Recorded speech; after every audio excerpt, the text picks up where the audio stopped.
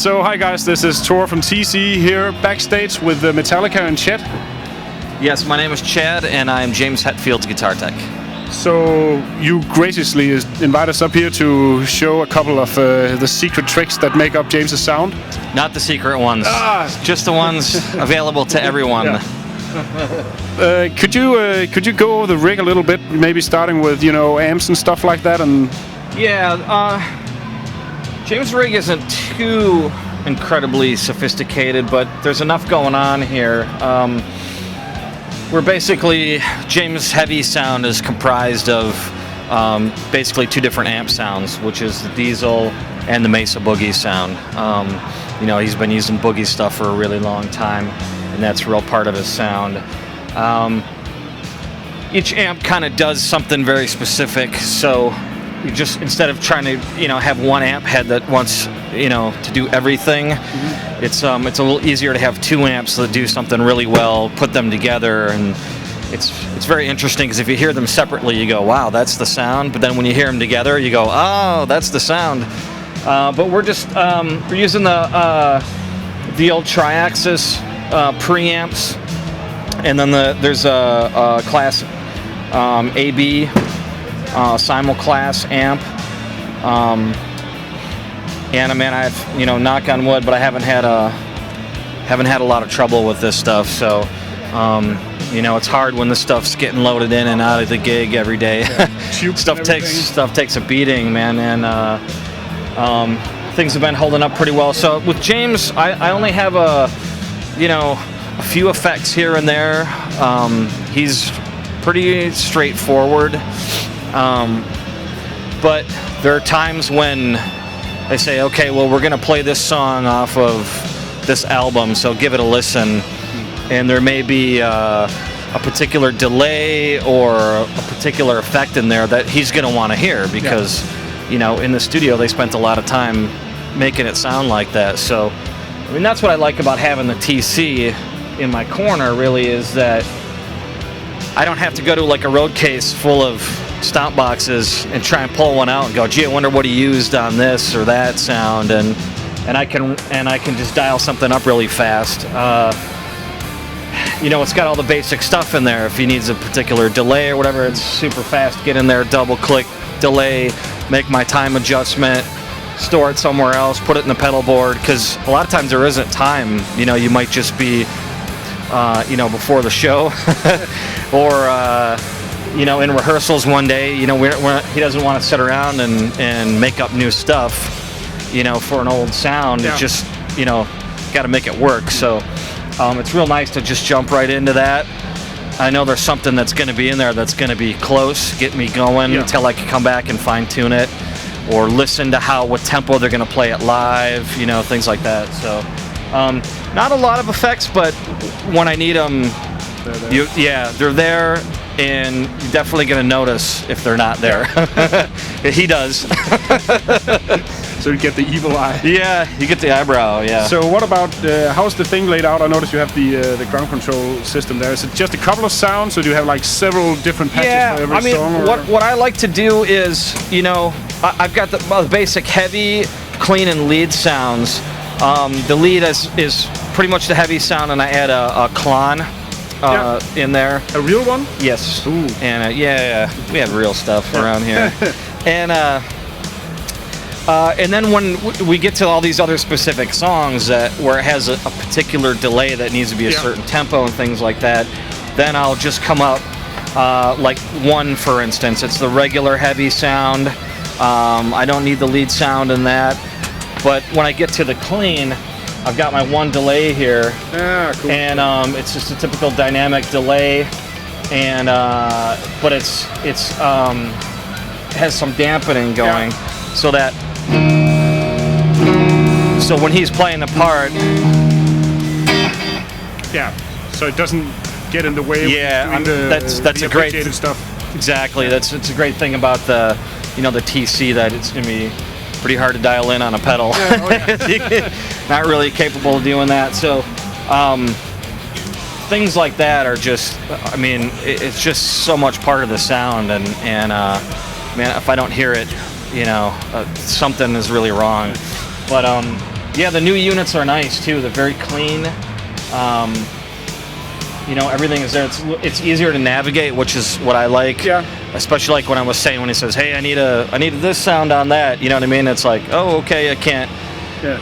You know, when you don't have a lot of time, it's nice to just go in there, double click, edit. Yeah. Go down, bam, save, and you're in there. And was that the main reason for switching from? I know you've been using G majors for a long time, and then switching to the twos, or?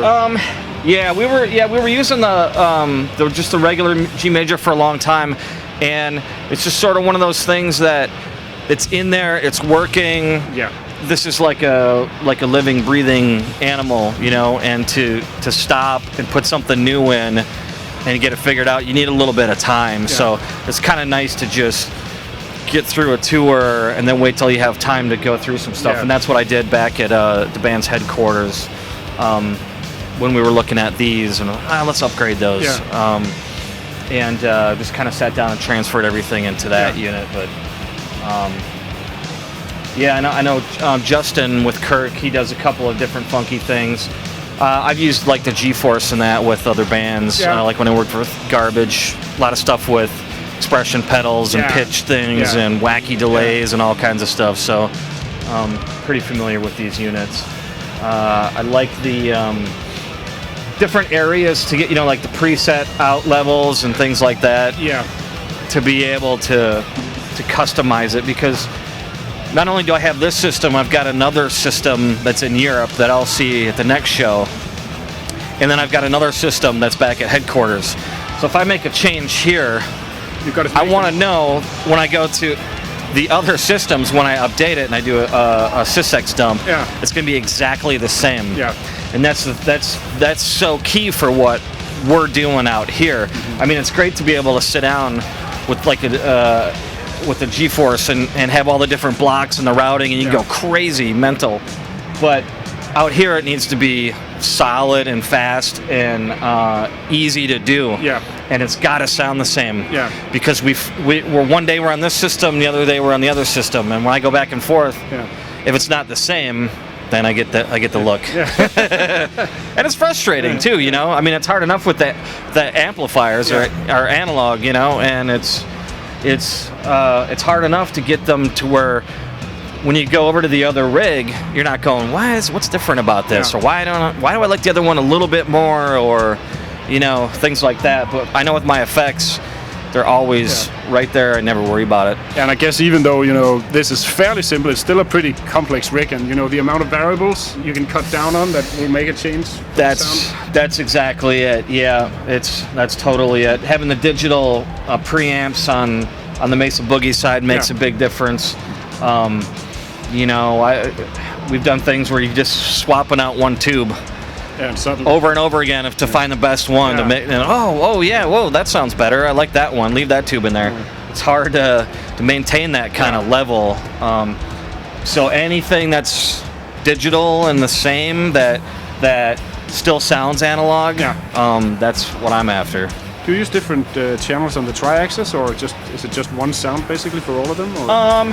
Yeah, I have one tri-axis for the clean sound, and I have one that's got a little secret sauce on it that I'm not supposed to talk about. No, we won't mention that. Yeah, that is basically the heavy sound. Yeah. And these days, all I'll do really is I may have a different sound for, like, say, turn the page or something. I use a tremolo. Nice. And that's from the TZ GBP2? Yeah, that's a hard tremolo. And I'll use a little bit different clean sound here. So sometimes he likes to reach for the volume knob for different dynamics and things. Yeah. And other times he just wants me to do that. Yeah. Say, bring this part down. Yeah. So I'll just kick up a little low mid on something, or a little level on something if something needs to be punched up a little bit. But yeah, like this. I mean, those guys spend a lot of time, especially with like turn the page. It's got to sound like a Fender amp. Yeah. You know what I mean? And that's what that's what they use in the studio. Yeah. They take a lot of time and they use like the real stuff to get great sounds. So when we come out here, you want it to sound as authentic as you can. Yeah. So you do all the switching? Yeah, James has got, on this tour right now, he's got 11 different microphone positions he can run to. Oh. And he's not want to be tied down with a pedal board. No. So, so he's just free to go anywhere he wants to, singing whatever mic that he feels like. And he knows that I'm back here when he gets to that part that I'm going to punch the lead sound in, or I'm going to hit the clean sound, and basically watch his back. So you have pretty much everything planned out beforehand, because I guess, if you have to tune the guitars and do the switching and everything, there's got to be a certain amount of choreography. It is, yeah. It's, I mean, you're basically, at that point, you're performing the songs with the band. Mm-hmm. It's nice after we, having a basic outline of a set, where James and I know, hey, I'm going to meet you over here without having to talk about it, and give you a guitar, and I got to do this one fast, and I got to do this change, and I'll give you this for this song, and all that. There's a lot of stuff going on, and you got to make sure you have the wireless turned on and the right preset start for the song and all that. So that's why I don't want to be turning around changing anything on my effects or doing any dialing anything in if I don't have to. I can store it. It's done. I know when I hit start of this song and give him the guitar, he's going to go up there. And there it is. You know what I mean? I don't want to have to second guess that, because there's a lot of stuff going on. Doing all the switching. I mean, if you watch Justin do the switching and all that for Kirk over there, you'll be dizzy after the show, because he's picking up all the little things, man. It's crazy, but it's all got to be very thought out. It's we only make it look easy.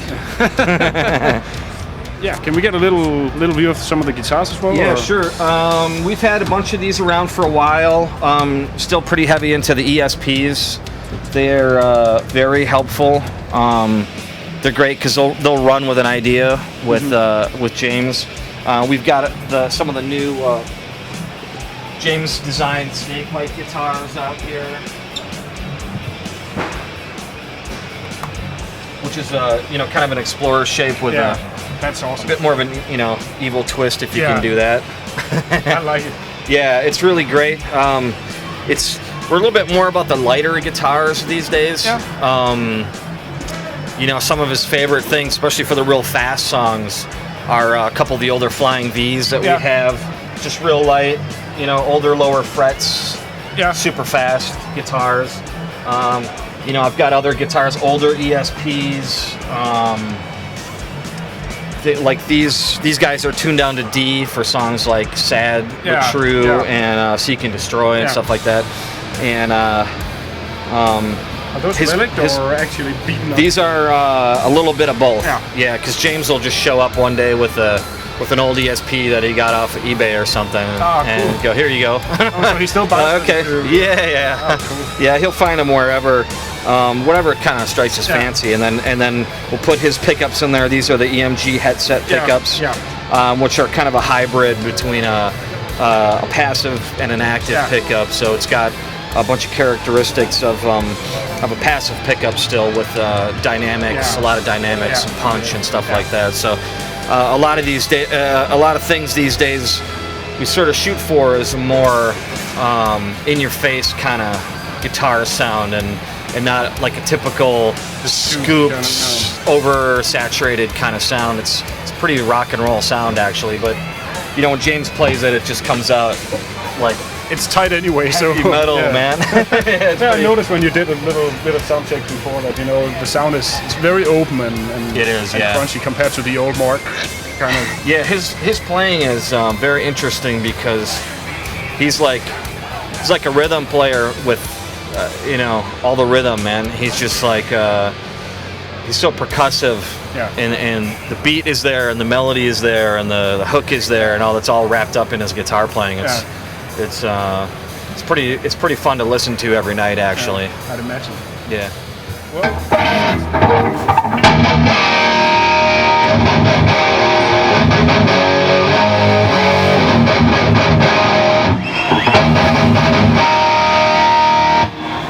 got to have all the attack of the pick in there because, like I said, it's so rhythmic.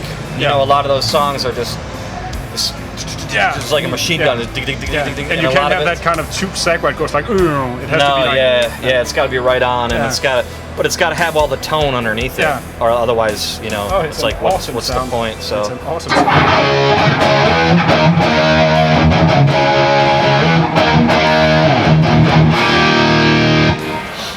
It's a good rig. Great. They like it out there Kids too. love it.